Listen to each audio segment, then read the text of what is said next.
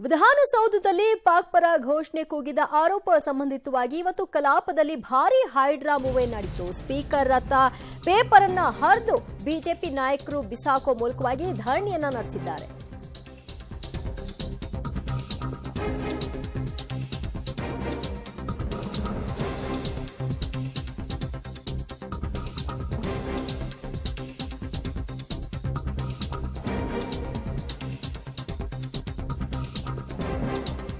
ವಿಧಾನಸೌಧದಲ್ಲಿ ಪಾಕ್ ಪರ ಘೋಷಣೆ ಕೂಗಿದ್ದ ಆರೋಪ ಸಂಬಂಧಿತವಾಗಿ ಇವತ್ತು ವಿಧಾನಸಭೆ ಕಲಾಪದಲ್ಲಿ ಈ ವಿಚಾರ ಭಾರೀ ಹೈಡ್ರಾಮಕ್ಕೆ ಕಾರಣವಾಯಿತು. ಘೋಷಣೆ ಕೂಗಿದ್ದಾರೆ ಎನ್ನಲಾದವರನ್ನ ಕೂಡಲೇ ಬಂಧನಕ್ಕೆ ಒಳಪಡಿಸಬೇಕು ಅನ್ನುವಂತಹ ಆಗ್ರಹ ಅಲ್ಲಿ ಹೆಚ್ಚಾಯಿತು. ಘೋಷಣೆ ಕೂಗಿದ್ದಾರೆ ಅನ್ನೋರ್ನ ಯಾಕೆ ರಕ್ಷಣೆ ಮಾಡಲಾಗ್ತಿದೆ ಹೀಗಂತ ಪೇಪರ್ ಅನ್ನ ಹರಿದು ಸ್ಪೀಕರ್ ಪೀಠದತ್ತ ಎಸೆಯುವ ಮೂಲಕವಾಗಿ ಬಿಜೆಪಿ ನಾಯಕರು ಧರಣಿಯನ್ನ ನಡೆಸಿದ್ದಾರೆ.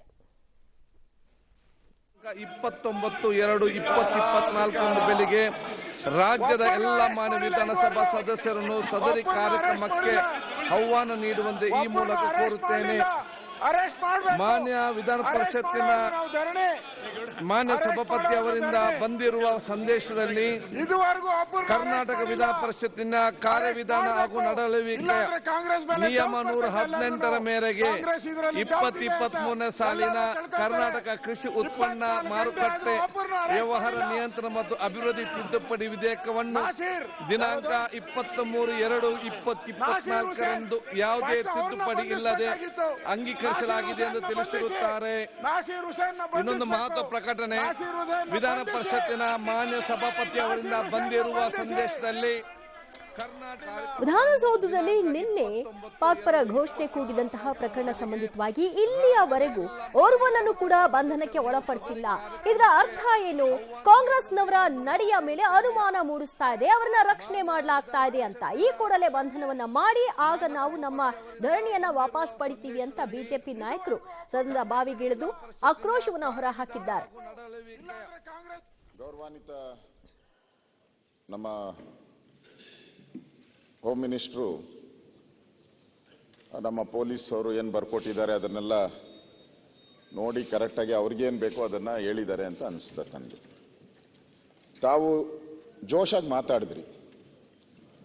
ಯಾರೇ ಆದರೂ ಪಾಕಿಸ್ತಾನ್ ಜಿಂದಾಬಾದ್ ಅಂದೋರ್ಗೆ ಯಾವುದೇ ಕಾರಣಕ್ಕೂ ನಾನು ಬಿಡಲ್ಲ,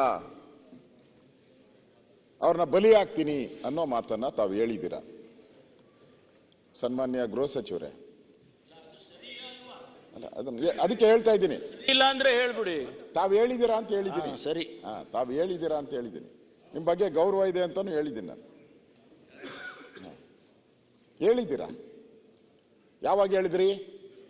ಪಾಕಿಸ್ತಾನ ಜಿಂದಾಬಾದ್ ಅಂದ್ರೆ ಆಗಲ್ಲ, ನನಗೆ ಆಗದೇ ಇಲ್ಲ, ನಾನು ಬಿಡದೇ ಇಲ್ಲ ಅನ್ನೋ ಮಾತನ್ನು ಹೇಳಿದ್ರಿ. ಓಕೆ, ನೀವೇ ಆ ನಾಸೀರ್ ಹುಸೇನ್ ಅವರು ಗೆದ್ರು.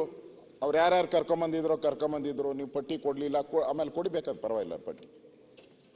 ಅವರು ಆ ಘೋಷಣೆ ಕೂಗಿದ್ಮೇಲೆ ಪತ್ರಕರ್ತರು ಕೇಳಿದ್ರು, ಪಾಕಿಸ್ತಾನ್ ಜಿಂದಾಬಾದ್ ಅಂತ ಇದಾರಲ್ಲಪ್ಪ, ನಿಮ್ ರಿಯಾಕ್ಷನ್ ಏನು ಅಂತ. ಏನ್ ಹೇಳಿದ್ರು? ನೀವೇನ್ ಹೇಳಿದ್ರಿ ಅವರಿಗೆ? ಯಾವುದೇ ಕಾರಣಕ್ಕೆ ಬಿಡಲ್ಲ, ಇನ್ನು ಮುಂದೆ ಹೆಜ್ಜೆ ಹೋಗ್ಬೇಕಾಯ್ತು, ಗುಂಡಾಗ್ತೀನಿ ಅಂತ ಹೇಳ್ಬೇಕಾಯ್ತು, ಹೇಳಿಲ್ಲ. ನೀವೇನ್ ಹೇಳ್ಬೇಕಾಯ್ತು? ಅವರೇನ್ ಹೇಳ್ಬೇಕಾಯ್ತು? ಯಾವನವನ್ ಹಂಗೆ ಹೇಳ್ತಾನೋ ಅವನು ಇವಾಗ ಇಮಿಡಿಯೇಟ್ ಆಗಿ ಇಲ್ಲೇ ಅವ್ರಿಗೆ ಪನಿಷ್ಮೆಂಟ್ ಆಗುತ್ತೆ, ಶಿಕ್ಷೆ ಆಗುತ್ತೆ, ಗುಂಡಾರಿಸ್ತೀನಿ ಅಂತ ಹೇಳ್ಬೇಕಂತ ಏನಂತ ಪತ್ರಕರ್ತನೇನಾದ್ರು ಗೆಟ್ ಔಟ್ ಅಂದ್ರು. Get out. ಈ ಬಗ್ಗೆ ಮತ್ತಷ್ಟು ಮಾಹಿತಿ ಪಡೆಯೋಣ ನಮ್ಮ ಪ್ರತಿನಿಧಿ ರವೀಶ್ ರಿಂದ. ರವೀಶ್, ಸದನದಲ್ಲಿ ಇವತ್ತು ಬಹಳ ಹೈಡ್ರಾಮಕ್ಕೆ ಕಾರಣವಾಯಿತು ನಿನ್ನೆಯ ಈ ಒಂದು ಘಟನಾವಳಿ. ಸೊ ಇಲ್ಲಿಯವರೆಗೂ ಆ ತಪ್ಪಿತಸ್ಥನನ್ನ ಬಂಧನಕ್ಕೆ ಒಳಪಡಿಸುವಂತಹ ನಿಟ್ಟಿನಲ್ಲಿ ಯಾಕೆ ಮುಂದಾಗ್ತಾ ಇಲ್ಲ?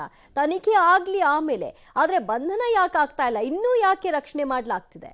ದಿವ್ಯಾ, ಪ್ರಮುಖವಾಗಿರ್ತಕ್ಕಂಥದ್ದು ಇವತ್ತು ಇಡೀ ದಿನ ವಿಧಾನಸಭೆಯ ಉಭಯ ಸದನಗಳಲ್ಲೂ ಕೂಡ ಇದು ಪ್ರತಿಧ್ವನಿಸಿದೆ. ಎರಡು ಕಡೆಗಳಲ್ಲೂ ಕೂಡ ಬಿಜೆಪಿ ಒಂದು ರೀತಿಯಲ್ಲಿ ಪ್ರಸ್ತಾಪ ಮಾಡ್ತಾ ಇದೆ. ಅಂದ್ರೆ FSL ರಿಪೋರ್ಟ್ ಅನ್ನ ನೀವು ಆನಂತರ ವೆರಿಫೈ ಮಾಡಿ, ಆದ್ರೆ ಅಲ್ಲಿ ನೆರೆದಿರ್ತಕ್ಕಂಥ ಒಂದು ಗುಂಪೇರಿತ್ತು, ಆ ಗುಂಪಿನಲ್ಲಿ ಕೆಲವರನ್ನ ಕರೆದು ವಿಚಾರಣೆ ಮಾಡಿ ತಪ್ಪಿತಸ್ಥರನ್ನು ಹುಡುಕೋದಕ್ಕೆ ಏನಾಗಿತ್ತು ಅನ್ನೋ ಪ್ರಶ್ನೆಯನ್ನ ಬಿಜೆಪಿ ಮಾಡಿದೆ. ಹಾಗಾಗಿ ಎರಡೂ ಕಡೆಗಳಲ್ಲೂ ಕೂಡ ಒಂದು ರೀತಿಯಲ್ಲಿ ದೊಡ್ಡ ಮಟ್ಟದಲ್ಲೇ ಆಕ್ರೋಶವನ್ನು ಕೂಡ ಹೊರ ಹಾಕಿರ್ತಕ್ಕಂಥದ್ದು.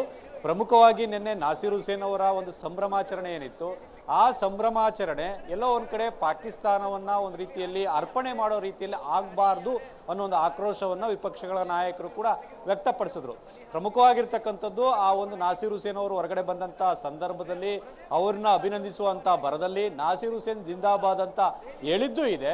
ಅದ್ರ ಜೊತೆಗೆ ಈ ಒಂದು ಪಾಕಿಸ್ತಾನ್ ಜಿಂದಾಬಾದ್ ಅಂತ ಹೇಳಿದ್ದಾರೆ ಅಂತ ಬಿಜೆಪಿಗರು ಕೂಡ ಈಗಾಗಲೇ ಆರೋಪ ಮಾಡಿದ್ದಾರೆ. ಮತ್ತೆ ಆ ವಿಡಿಯೋ ಕೂಡ ಒಂದು ರೀತಿಯಲ್ಲಿ ಓಡಾಡ್ತಾ ಇದೆ. ಹಾಗಾಗಿ ಆ ವಿಡಿಯೋದಲ್ಲಿ ಸ್ಪಷ್ಟವಾಗಿ ಆ ಒಂದು ವಿಚಾರವೂ ಕೂಡ ಇರ್ತಕ್ಕಂಥದ್ದು ಅನ್ನೋದು ಕೂಡ ಈಗಾಗಲೇ ಗೊತ್ತಾಗಿದೆ. ಆದ್ರೆ FSL ವರದಿಯನ್ನ ಬರಬೇಕು ಅಂತ ಕೂಡ ಸರ್ಕಾರ ಆ ಒಂದು ಘಟನೆಯನ್ನು ಕೂಡ ಒಂದು ರೀತಿಯಲ್ಲಿ ಆ ಬೇರೆ ಬೇರೆ ರೀತಿಯ ಲೆಕ್ಕಾಚಾರಗಳನ್ನು ಹಾಕೊಂಡಿದೆಯಾ ಅನ್ನೋ ಒಂದು ಅನುಮಾನವನ್ನ ಬಿಜೆಪಿ ವ್ಯಕ್ತಪಡಿಸ್ತಾ ಇದೆ. ಪ್ರಮುಖವಾಗಿರ್ತಕ್ಕಂಥದ್ದು ಆ ಒಂದು ಘಟನೆ ಏನಿದೆ, ಆ ಘಟನೆಯ ವಿಚಾರವಾಗಿ ಕಾಂಗ್ರೆಸ್ ಸಮರ್ಥನೆ ಮಾಡ್ಕೊಳ್ತಾ ಇಲ್ಲ. ಯಾರೇ ತಪ್ಪಿತಸ್ಥರು ಇದ್ರೂ ಕೂಡ ಅದು ಶಿಕ್ಷೆ ಆಗ್ಲೇಬೇಕಾಗತ್ತೆ. ಆದ್ರೆ ಅದು ಹೇಳಿದಾರೋ ಇಲ್ವೋ ಅನ್ನೋದು ಕ್ಲಾರಿಫೈ ಆಗ್ಬೇಕು ಅಂತ ಕಾಂಗ್ರೆಸ್ನ ವಾದ. ಆದ್ರೆ ಈಗ ಬಂದಿರತಕ್ಕಂಥ ಆಡಿಯೋ ವಿಡಿಯೋನ ಕಾಂಗ್ರೆಸ್ನವರು ನಂಬೋದಕ್ಕೆ ತಯಾರಾಗ್ತಾ ಇಲ್ಲ. ಅಂದ್ರೆ FSLಗೆ ಕಳಿಸಿದೀವಿ ಅನ್ನೋ ಮಾತುಗಳನ್ನು ಕೂಡ ಹೇಳ್ತಾ ಇದ್ದಾರೆ. ಹಾಗಾಗಿ ಬಿಜೆಪಿ ನಾಯಕರುಗಳು ಕೂಡ ಅದನ್ನು ಒಪ್ತಾ ಇಲ್ಲ. ಅಂದ್ರೆ ಬೇರೆ ವಿಚಾರಗಳಲ್ಲಾದ್ರೆ ಎಲ್ಲೋ ಒಂದ್ ಕಡೆ ಅಲ್ಲಿರೋರ್ನ ಕರೆದು ವಿಚಾರಣೆ ಮಾಡ್ತೀರಾ, ತಕ್ಷಣಕ್ಕೆ ಅರೆಸ್ಟ್ ಮಾಡ್ತೀರಾ, ಆ ನಂತರ ಅದು FSL ವರದಿ ಕಳಿಸಿ ಆ ನಂತರ 1 ತಿಂಗಳು 2 ತಿಂಗಳಾದ ಬಳಿಕ ಅದ್ರ ಬಗ್ಗೆ ವರದಿ ಬರುತ್ತೆ. ಅಲ್ಲಿ ತನಕ ಕ್ರಮ ಆಗ್ಬೇಕು ಅಂತ ಆಗ್ರಹಿಸ್ತಾ ಇರ್ತಕ್ಕಂಥದ್ದು. ನಿಜಕ್ಕೂ ಕೂಡ ಕಾಂಗ್ರೆಸ್ ಸರ್ಕಾರ ಈ ಒಂದು ವಿಚಾರದಲ್ಲಿ ಇವತ್ತು ಸಂಜೆ ಒಳಗಡೆ ಒಂದು ಅಂತಿಮ ತೀರ್ಮಾನ ತೆಗೆದುಕೊಳ್ಳುತ್ತಾ ಮತ್ತೆ ಆ ಒಂದು ಕ್ರಮವನ್ನ ವಹಿಸೋದ್ರ ಜೊತೆಗೆ ಯಾರು ತಪ್ಪಿತಸ್ಥರಿದ್ದಾರೆ ಅವರಿಗೆ ವಿರುದ್ಧ ಒಂದು ರೀತಿಯಲ್ಲಿ ಕ್ರಮ ತೆಗೆದುಕೊಳ್ಳುತ್ತಾ ಕೂಡ ಕಾದ್ ನೋಡ್ಬೇಕಾಗತ್ತೆ. ಒಂದಂತೂ ಸತ್ಯ, ನೆನ್ನೆಯಿಂದ ಕಾಂಗ್ರೆಸ್ನ ಪ್ರಮುಖ ನಾಯಕರು ಯಾರು ಕೂಡ ಸಮರ್ಥನೆ ಮಾಡ್ಕೊಂಡಿರ್ಲಿಲ್ಲ.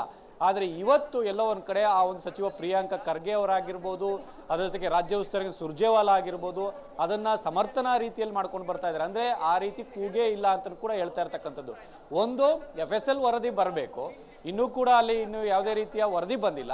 ಅದಕ್ಕೂ ಮೊದಲೇ ಇಲ್ಲ ಯಾವ ಆ ರೀತಿ ಕೂಗೇ ಇಲ್ಲ ಅಂತ ಈ ಕಾಂಗ್ರೆಸ್ನ ಪ್ರಮುಖರೇ ಹೇಳುವಂತಹ ಸಂದರ್ಭದಲ್ಲಿ ಆ ವರದಿಯ ರಿಪೋರ್ಟ್ ಹೇಗಿರುತ್ತೆ ಅನ್ನೋ ಅನುಮಾನವನ್ನು ಕೂಡ ಬಿಜೆಪಿಗರು ವ್ಯಕ್ತಪಡಿಸ್ತಾ ಇರ್ತಕ್ಕಂಥದ್ದು. ಇದಕ್ಕೆ ಕಾಂಗ್ರೆಸ್ನವರ ಬಳಿ ಉತ್ತರ ಇಲ್ಲ. ಹಾಗಾಗಿ ಏನಾಗುತ್ತೆ ಸಂಜೆ ಒಳಗಡೆ ಕೂಡ ಕಾದ್ ನೋಡ್ಬೇಕಾಗತ್ತೆ. ಯಾಕೆಂದ್ರೆ ನಾಳೆಯೂ ಕೂಡ ಒಂದು ಸದನದಲ್ಲಿ ಇದನ್ನೇ ಕಂಟಿನ್ಯೂ ಮಾಡೋದಕ್ಕೆ ಬಿಜೆಪಿಯ ಒಂದು ಶಾಸಕರುಗಳು ನಿರ್ಧಾರ ಮಾಡಿದ್ದಾರೆ.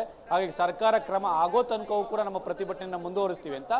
ಅಂತಿಮವಾಗಿ ಸರ್ಕಾರ ಇವತ್ತು ಸಂಜೆ ಒಳಗಡೆ ಯಾವ ರೀತಿ ಆ ಒಂದು ಕೂಗಿರ್ತಕ್ಕಂಥ ವ್ಯಕ್ತಿಯ ಮೇಲೆ ಕ್ರಮ ತೆಗೆದುಕೊಳ್ಳುತ್ತೆ, FSL ವರದಿ ಇವತ್ತು ಸಂಜೆ ಒಳಗಡೆ ತರಿಸ್ಕೊಳ್ತಾರೆ ಏನನ್ನು ಕೂಡ ಕಾದ್ ನೋಡ್ಬೇಕು. ದಿವ್ಯಾ, ಥ್ಯಾಂಕ್ ಯು ರವೀಶ್ ನಿಮ್ಮೆಲ್ಲ ಮಾಹಿತಿಗೆ.